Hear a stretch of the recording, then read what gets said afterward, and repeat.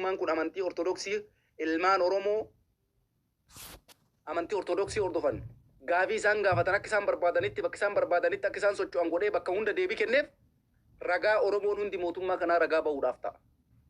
Hojiin kana caalee gonkumaa hin jiru. Eenyummaanuu kana caala hojjechuu hin danda'u. Kana jala sararree walitti himuudhaaf deemna jechuudha. Siigni galtee dubbiin dhugarraan dabnu kaanuti. Kaleessallee dhugaaf mormine, dhugaadhaaf qabsoofne, dhugarraan dabnu, dhugaaf dubbanna. Hordoftoonni amantii ortodoksii akkuma manni musliimaa deebii isaa argate. Isaan kunis afaan isaaniitiin faarfachuu, afaan isaaniitiin socho'uu, nama barbaadan shuumachuu. Akka barbaadanitti gaafa isaan socho'an gaafiin Oromoollee akka deebii argattu tamammanuu irra geennee jirra abdii koonee teenna jechuudha abbaa ta'e. Sinii galtee mootummaan kun taarika godhuu deemaa jechuu. Amantimmaan kun wantummaan amma jalqabe kun qofti haa tasakka'u. Mootummaan kun gaasan taarika Oromoo waggaa 150 itti dhama'e waggaa 3 keessatti waggaa 4 keessatti hojjete. Osuma badduu dalagu Oromoodha waan gaarii dalage jechuudha. Tana anatu gadi bahee ragaa ba'a. Eenyuun sodaannu dhugaa dubbanneetuma duuna. Dhugaa dubbanneetuma bakka nutti dhiite bulla. Sidii galtee dubbiin amma keessa jirru ammoo dubbii jajjaba.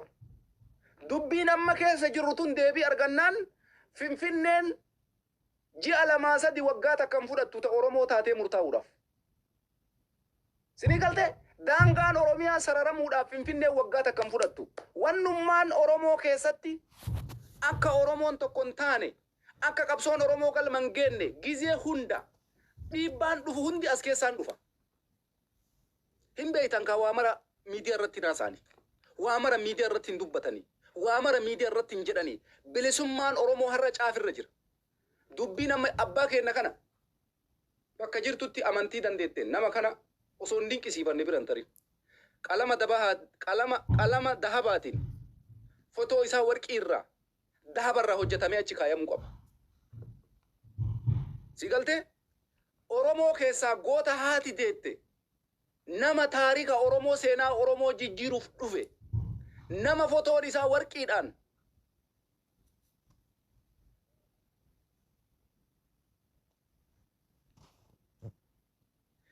Seenaan inni amma jalqabe kuni qalama warqiitiin barraa'ee dhaloota ilmaan Oromoo dhalootarraa dhalootatti akka gootota Oromoo Waaqoo Guutuu, akka gootota Oromoo Taaddasaa Birruu, akka gootota Oromoo Elemoo Qilxuu, akka gootota Oromoo Jaarraa Abbaa Gadaa, akka gootota Oromoo Kaleessaa, akka Hacaaluu Hundeessaa har'aa goota seenaan isaa bara baraan dubbatu.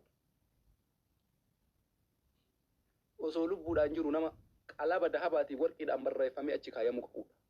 Hin irraanfatin Oromoo. Abbaan keenya kun hojiin inni jalqabe Oromoon bilisoomuu qaba. Oromoon abbaa biyyummaa isaa gonfachuu qaba jedhee ka'ila. Abbaasiin Oromoo hedduutu ture. Waggaa 150 guutuu amantii kana keessatti dhokatee osoo Oromoon afaan isaatiin baranne callisee kataa'aa ture. Isa kana har'a Rabbiin nu erge bilisummaadhaaf dhufe. Walabummaa Oromiyaatiif dhufe. Abbaa biyyummaa Oromoon gonfachuudhaaf dhufe. Goota dhugaa. Ani warra amantii kaan hordofanis jibbaa isaanii hin qabu. Garuu namni kuni qalama dahabaatiin Oromoon asiin jala qalama warqiitiin barreesse jechuun kaayif. Wallaahi billaahi seenaan nama kanaa ni haasaa dhalootarraa dhalootatti akka Waaqoo Guutuu har'a Oromoodhaaf siidaan isaa Oromiyaa keessatti ol bahee dhaabbatetti. Akka Jaarraa Abbaa Gadaatitti. Akka Hayilee Fidaatitti. Akka Baaroo Tumsaatitti. Akka Maammoo Muzammiritti. Goota kana osoo lubbuudhaan jiru wareegama inni fide waan inni jalqabe dhaloonni yoo ka jiraatu taate Oromoon baratte dhaloonni qubee yoo ka jiraatu taate abbaa keenya waan isaan hojjetan kana irratti cichoominaan dalagee hojii isaanii galmaan ka ga'u anaafisi. Bakka jabaattetti uummanni Oromoo hundi isaan kana bira dhaabate hojiin isaanii galma ga'uudha qaba. Hojiin isaanii galma ga'uun gaafiin Oromoo hundi deebii argachuudha. Finfinnee karra jettan kana dubbiin maan tun qofti haa furamtu. Isiniin galle dubbiin. Dubbiin isiniin galle. Isa isiniin galtu isin. Namoonni tokko isiniin galtu. Waan isiniin beeynetu jira. Isinii galtee Oromoon ka jechaa jiru mirga namaan sarbinu, mirga namaan fudhannu. Afaan keenyaan barachuun hin dhoorgina. Lafa keenya irratti barachuun hin dhoorgina. Maqaa keenya nurraan fudhatina. Namummaa keenya nurraan fudhatina jedhee gaafachaa ture malee Oromoon mirgi kee haa sarbamu anatu abbaa biyyaati ati sarraatanyaa kiyya jedheen beeku Oromoon. Waan dhabne waliin dhabne waan argannellee walumaan qoodamne Oromoon wanni irra wal dhabnu takka illee hin jiru na amanaa fudhadha. Bilisummaan Oromoo akkanatti mul'ataa jirti akka ampuulii kanatti iftee. Abbaan fedhe ilaalaa bilisummaan Oromoo mul'achuu yuutuubii kana keessa gasseenaa laala. Ummanni faallaa kennaa jiran amantii da'oo godhatanii waan isaan haasaa jiran laala. Abboota kanarraa maqaa kaasanii maqaa hin jirretti maxxansanii arraban taane arrabsanii maaliif arrabsan? Abbaan kun kaleessa kabajamaan turre mana amantii kana keessatti gahee leencaa taphachaan turre ummata har'a isaan arrabsu kana barsiisaan turre maaliif arrafama? Gaafii ummata isaatiif gaafatameef maqaan isaa irraa kaafamee bar kabajaa namaa dhabuun mee kun amma amantima keessatti wanta akkanaa dhoorgaadha bar namni tokko oma fedhellee yoo ta'e ummata isaatiif gaafii gaafachuu rakkoo hin qabu. Maqaa sirraa fuune obboo sitti baafne maqaa sirraa fuune atuu sitti baafne abboo maqaallee isintu namaa baasa maqaallee isintu namarraa fudhata. Isa kanatu na ajaa'ibeera. Isa kanatu na gaddisiiseera. Dogoggorri yoo jiraate amantiin tokko walitti siqanii araaramuudha. Gaafii gaafatame bilisaan deebii kennuudha. Maaltu barbaachise boota awwaalchaasi dhoorganne mana amantii dhayxee ummata barsiisuu hin dandeessu. Maqaa kaleessa sii kennine sirraa fudhanne abboo maqaa isintu kenneefi. Barateetiniin namni kun sadarkaa kanarra gahe malee namni oluma ka'ee anaa kana maqaa naa kennuu hin danda'u. Hujii kiyyatuu bakka saniin nagaya. Waan ati dalaydeetu maqaa sii kenna malee namni tokko ofuma ka'ee maqaa sii kennee maqaallee sirraa fuudhuu hin danda'u. Oromoo jabaadhu guyyaan ati kaabatti bahatti dhihatti wallaahi tokko taatee kaatu qophoodha. Osoo Oromoon tokko fuula walitti hin guurre Oromoon har'a wal arrabsu kun guyyaan itti tokko ta'u akkana caafirra jira. Bilisummaa labsachuu deemta bar hin dogoggorin. Dubbiin amma qabdan tun dubbii jabdu. Qeerransa eegeen qaban qabnaan gad hin dhiisan jaan. Mootummaan Oromiyaa seenaa dalaga. Abiyyi Ahmad eda namaan duune taarika dalage obboleessa kiyya. Seenaan guyyaa tokko sirraa dubbata. Oromoon har'a si abaaru kun guyyaa tokko seenaa kee ni haasa. Seenaa dalagii edana du'i.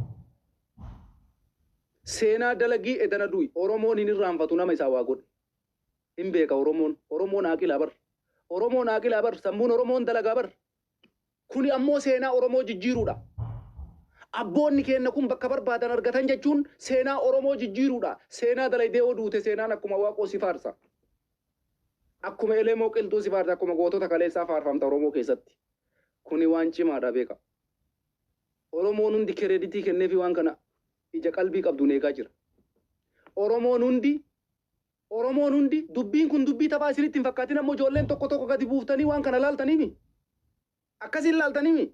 Wanni amma jalqabe qabsoon amma jalqabe sadarkaa mootummaa sodaachisuutti qabsoo sadarkaa mootummaa sodaachisuutti deemuudha bar. Haaluma salphaa gabbuuftanii waan akkasitti xiinxalluu jira. Dubbiin dubbii taphaatii miti. Kanaaf mootummaa kanaan seenaa dalagi. Seenaa hedduu dalaydee badaallee gaariillee garuu Oromoodhaaf seenaa dalaguun jalqabamee jira itti fufuu qaba kun. Tokkoffaa waan dalaydee irratti kana daballaan deebiin Oromoollee haala salphaan deebii argata. Jara na waan takkatti beeka gaafiin Oromoo akkamitti deebii argata beektanii? Uummanni Muslimaa lafa qabate Oromoon har'a gama tokkoon tasgabbii qaba.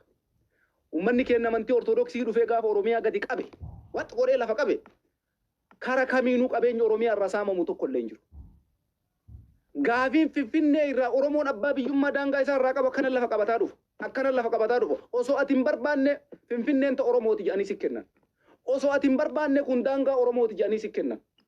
Gaafa kana Oromoon tokko ta'a jechuudha. Dubbiin ammaa tuni dubbii jajjaba. Dubbii Oromoon hundi na ilaallata jechuu qabuudha.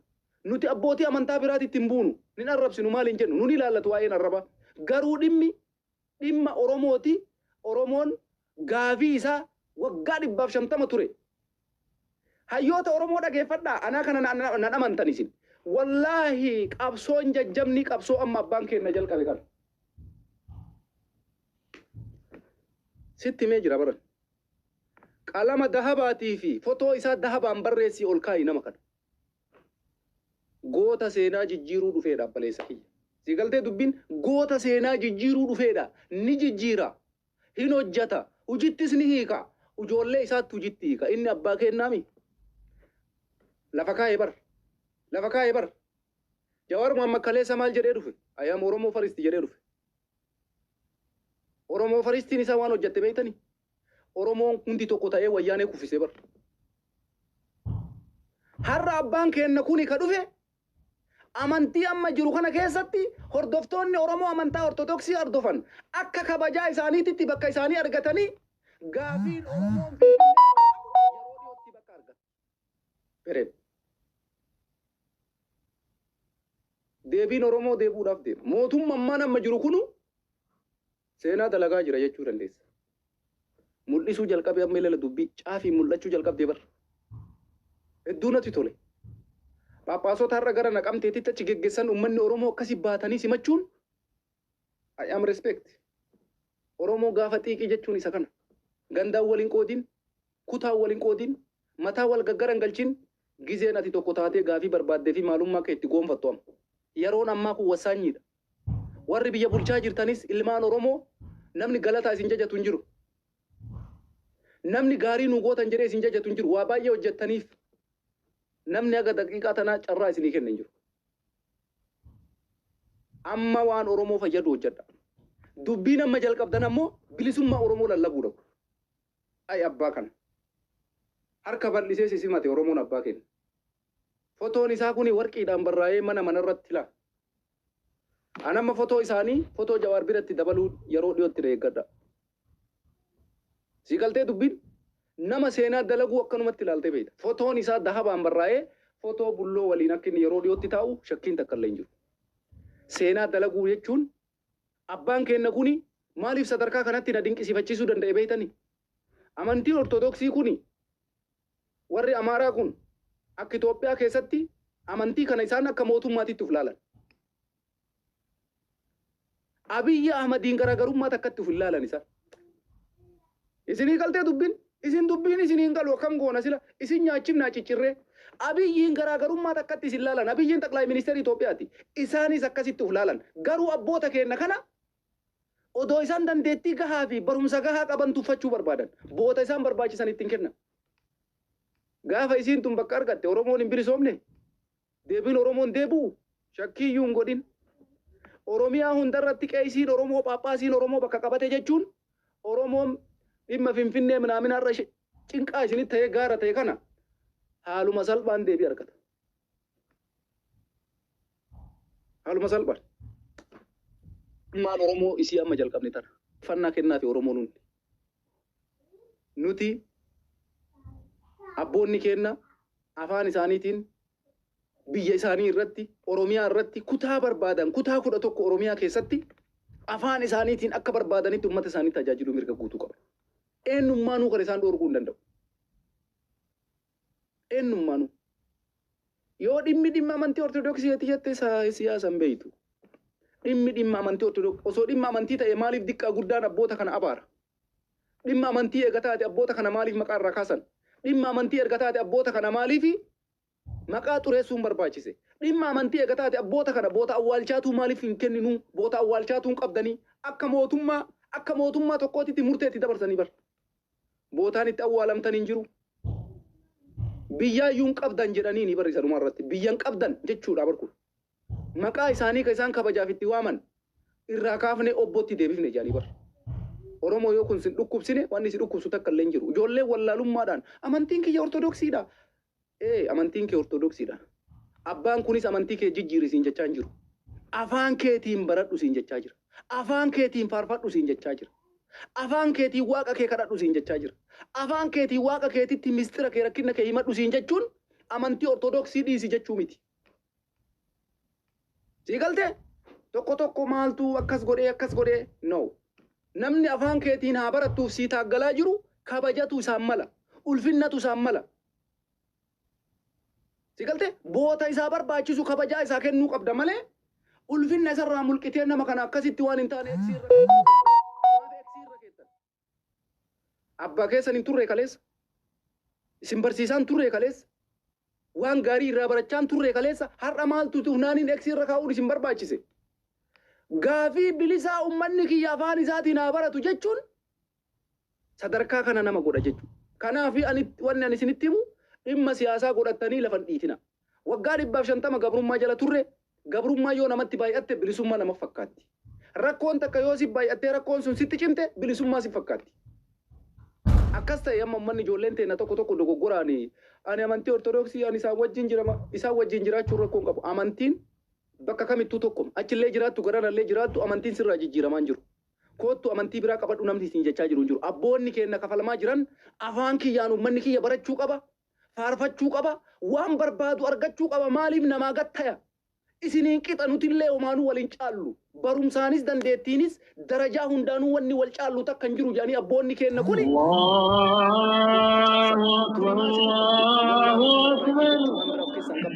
Barumsa yoo baradhu siin jedhan hin barattu.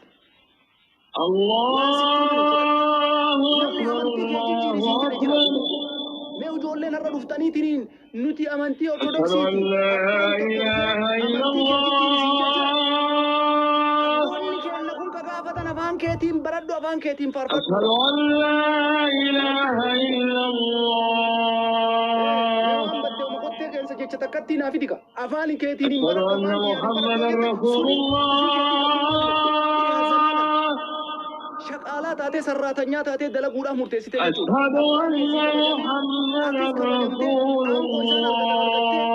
Afaan keetiin uummata isaa yoo tajaajilte kuni kabajaadha bar mataan isaa akka waan ashkara isaaniititti ilaalama.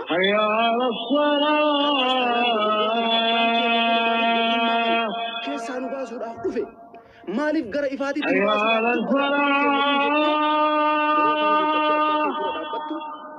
sinif gaddee jechuudha.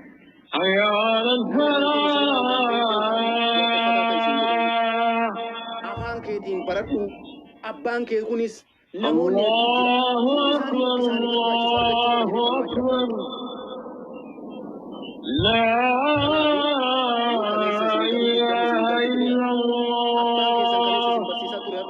kaasanii boota awwaalchaalleen argattu inumaa biyyaayyuun qabdu biyyi Itoophiyaan teenna qofaa dhimma Itoophiyaa keessaa homaan qabdu namni boota itti awwaalamtuun qabdu siin jee maal si hambise? Abboota kanaan akkas jedhanii ni bara bakka awwaalchaa hin qabdanii. Oromiyaa keessa lala dachii abbaa isaa yaa salphina kee Oromoo dachii abbaa isaa irratti dhalatee irratti guddate lafa abbaa isaa keessatti bootaan awwaalchaa hin jirtu.